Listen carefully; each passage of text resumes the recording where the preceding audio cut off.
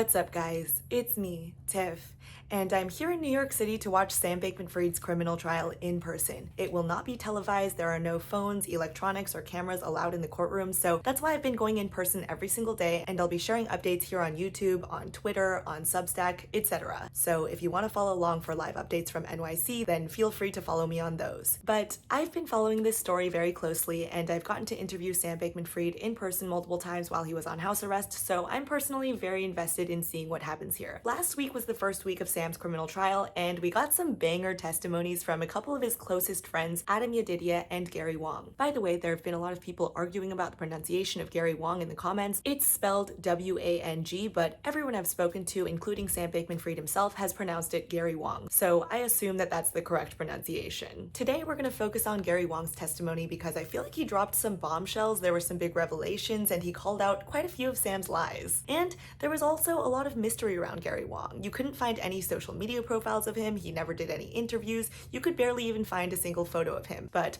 I got to see him in person in court, and he certainly exists, and he certainly can talk. First of all, who is Gary Wang? Sam and Gary actually go way back. They're actually friends from high school summer math camp. Sam actually sent me nearly 300 pages of his personal writings while he was still on house arrest, and in one of the documents, a 70-page long drafted Twitter thread that he never ended up publishing, he talks about one of his strongest initial memories of Gary Wang and Sam Trabucco because they all went to math camp together. Apparently, Sam Trabucco and Gary Wang would sneak out late at night, breaking the late night curfew, to bake cheesecake brownies. I've posted some excerpts of Sam Bankman-Fried's personal writings on house arrest for my paid Twitter and my paid Substack subscribers, so if you're interested in reading any of that, then feel free to subscribe to my Twitter or my Substack, but you don't have to if you don't want to. Gary and Sam then attended MIT together, and they were actually roommates in a co-living MIT fraternity called Epsilon Theta. In Sam's drafted Twitter thread, he says that when he decided that he wanted to build a new exchange, he called up Gary, who flew out to meet him in Hong Kong, and they started to build out a new project called Futures Exchange, which turned into FTX. Sam has told me that Gary Wang is incredibly shy and timid, and there were even rumors floating around online that Gary couldn't actually speak, but man, can he talk, and he started off his testimony with a bang. When Gary took the stand this week, he started off by blatantly admitting to committing financial crimes, and when asked who he committed those crimes with, he said Sam Bankman-Fried, Nishad Singh, and Caroline Ellison. Gary, by the way, has already pled guilty to multiple counts of fraud. He proceeded to state that we gave special privileges to Alameda on FTX, which allowed it to withdraw unlimited amounts of funds from the platform, and we lied about this to the public. He then gets into specifics. So on July 31st, 2019, under the direction of Sam Bankman-Fried, Gary Wang implemented code into FTX's codebase called allow negative equals 0 for Alameda Research specifically. This allowed Alameda to withdraw funds beyond what was already in their account and was only put in place for Alameda Research, so was clearly a special privilege. The funny thing is that on that same day, July 31st, 2019, Sam Bankman-Fried was asked about a potential conflict of interest between Alameda Research and FTX,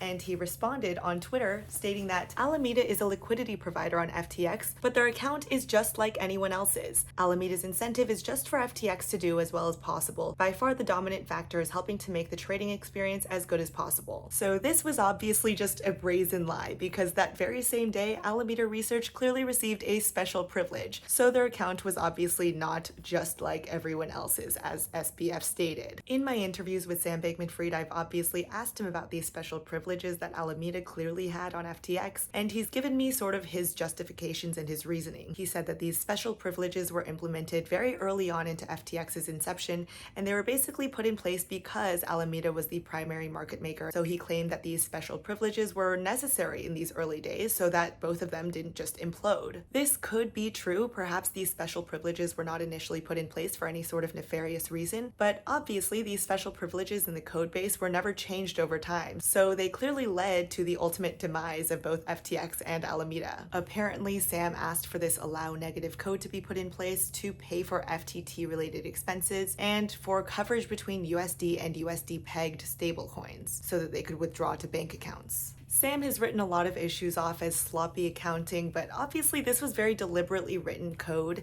and maybe the initial purpose was not nefarious, and maybe there was no malintent, but to just write it off as sloppy accounting just does not seem like an accurate representation of what happened. So moving along with Gary Wang's testimony. Apparently in late 2019, Gary Wang overheard a conversation between SBF and a trader, and they talked about Alameda having a negative balance. The trader asked if Alameda could withdraw from FTX. Sam said it was fine as long as it was less than the total trading revenue, which at the time was about $50 to $100 million. Apparently, Gary Wang noticed that in late 2019 to early 2020, Alameda's negative balance grew to around $200 million, which was obviously more than that $50 to $100 million in revenue that FTX was generating. Gary brought this to SBF's attention because he realized that if Alameda was withdrawing more than FTX's revenue, then they were essentially dipping into customer funds. Sam responded to Gary's concerns by asking if Gary was accounting for all of their FTT and their other accounts. But obviously, FTT is Sam's made-up, shitty, illiquid token, so if they were actually to try to sell that FTT on the market, there obviously wouldn't be enough buyers and they would end up tanking the price of FTT. Meanwhile, Alameda was using real US dollars and other cryptos, not just this shitty, illiquid FTT token. And just to clarify all of this means that Alameda Research was effectively dipping into customers' funds as early as late 2019 or early 2020. Then Gary points out that later there came a time that Alameda's balance was so negative that even FTT plus FTX's revenue wouldn't cover it. So then they were just straight up using customer funds. Additionally, Gary Wang testified that Sam Bankman-Fried authorized Alameda a $65 billion line of credit that clearly no one else had. Apparently, the lines of credit that other large market makers on FTX had was in the single to double-digit millions. So again, this is another very clear special privilege that Alameda had that no other customers had. Apparently, Alameda's line of credit didn't start off at $65 billion. Sam Bankman-Fried directed Gary Wang to increase it from a few $1,000,000 to a few $100,000,000, then later to $1 billion. But apparently that wasn't good enough, and Sam asked him to just increase it again, and it sounds like Sam didn't specifically select the number $65 billion, but it sounds like that number was essentially selected to represent infinity. It's funny because in my conversations with Sam Bankman-Fried, I've brought up their unlimited line of credit, and Sam has retorted that it wasn't unlimited. There was a limit, but that limit was $65 billion. He's also mentioned that he allowed Gary Wang and Nishad Singh to make changes without his approval. So without directly placing blame on them, I think that Sam was essentially alluding to the claim that he had no part in this and that it was all Gary Wang and Nishad's decision to take the line of credit up to $65 billion.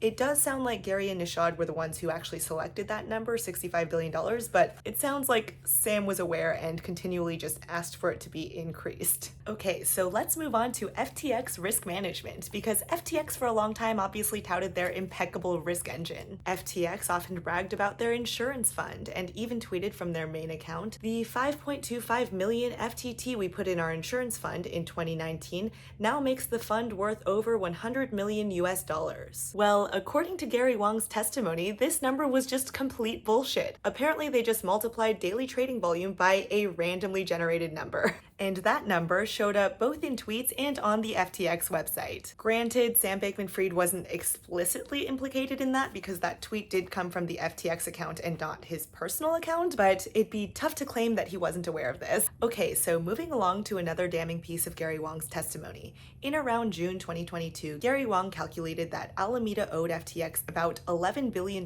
in fiat. This was much more than FTX's revenue at the time, which was around $1.5 billion, so the remainder of that was coming from FTX customers. Alameda Research had borrowed a lot of money from various lenders. Well, around June 2022, a lot of those lenders were asking for that money back. Unfortunately, Alameda didn't have all of that money on hand. So Gary Wang testified that he overheard a conversation between Sam and Caroline, in which Sam turned to Caroline and said, "Alameda can go ahead and return the borrows." Well, this obviously led to the demise of FTX because a lot of the money that they were returning to these lenders turned out to be FTX customer funds. This piece of testimony also highlighted one of the lies that Sam told me during our interviews because I've asked Sam about this, and Sam claimed that he never gave the direction to return the borrows. Sam claimed that the most he said about this was something along the lines of, "Man, it'd be really bad to default on the loans." So unless Gary Wang is lying, which doesn't seem to be the case, then, Sam Sam lied. Or if not a blatant lie, certainly diminished his role. The last piece of damning testimony that Gary Wang gave was that in September 2022, mere weeks before FTX's collapse, Sam Bankman-Fried wanted to shut down Alameda. In a Google Doc that he sent to Gary Wang and Nishad Singh, but notably not Caroline Ellison because I don't think they were on speaking terms at the time, Sam enumerated some of the reasons he wanted to shut down Alameda. For example, the PR hit from Alameda and FTX's relationship was large. He also stated that to the extent there should be a niche for a trading firm, that should be Modulo. This bit is very spicy because Modulo is a trading firm started by someone that Sam used to bang, named Lily Zhang. Sam also invested hundreds of millions of dollars into Modulo, making Modulo, I think Sam said, the 5th or 6th largest investment. And Sam told me that this started to bring about some jealousy and competition between Lily Zhang at Modulo and Caroline Ellison at Alameda Research. Anyway, apparently Caroline Ellison was later brought into this conversation about potentially shutting down Alameda Research in September 2022, and Caroline Ellison blatantly stated that they were borrowing funds from FTX, and Sam apparently did not express any sort of surprise or ask any further questions. Apparently, Alameda's balance at the time was around $14 billion, which obviously involved the use of customer funds, but Alameda simply could not shut down at that time because it did not have enough money to repay that. Then, on November 6th, after Alameda's balance sheet was leaked and customers were starting to withdraw at an increasing rate, Sam asked Gary Wang to speed up withdrawals and to calculate how much needed to be deposited to FTX to facilitate those withdrawals. Sam asked Gary if he had taken into account the weird Korean account, which apparently Gary Wang had never heard of before. The balance turned out to be negative $8 billion, and Sam said that sounds correct. So it's implied that Sam was obviously aware of this account prior. Anyway, the exchange ultimately ended up being short about $8 billion, which is obviously how that ended. But even after that was made clear on November 6th, on November 7th, Sam Bankman-Fried tweeted, "FTX is fine. Assets are fine." To which, in his testimony, Gary Wang retorted, "FTX was not fine. Assets were not fine." Sam proceeded to tweet, "FTX has enough to cover all client holdings. We don't invest client assets, even in treasuries. We have been processing all withdrawals and will continue to do so." These tweets were later deleted, and I asked Sam specifically about these deleted tweets, and he said he was trying to think of the strongest statement he could make at the time while still technically being true. So if you look very carefully, the statement, "We don't invest client assets, even in treasuries," is, in Sam's mind, technically true because it wasn't FTX that was investing those assets, it was Alameda Research. So that's something I've actually noticed quite a bit in my conversations with Sam. I think he avoids trying to make verifiably false statements, but he's completely fine with obfuscating, evading, omitting certain information, and basically saying things that are technically true but are very clearly deceptive. Anyway, Gary Wang was one of 3 key witnesses. The others are Caroline Ellison and Nishad Singh. I'm obviously going to court every single day, so I will be sharing a lot more of what I hear in court and what I see in court. If you want to follow along with these live updates from New York City, you can follow me, YouTube at Tiffany Fong, Twitter at Tiffany Fong with 1 underscore. My Instagram is just Tiffany Fong, and Substack at tiffanyfong.substack.com. Also, YouTube decided to randomly demonetize my channel 2 days ago, so I'm actually making 0 money making these videos. I posted about this the other day, and I really wanted to just genuinely thank the people who ended up sending me donations. That is so, so kind. I moved my ass to New York City. I don't work for anybody, so I don't get any salary or payments from doing these videos. I'm just genuinely interested in the story. I follow it really closely, and I've talked to Sam quite a bit, so I'm actually invested in what happens.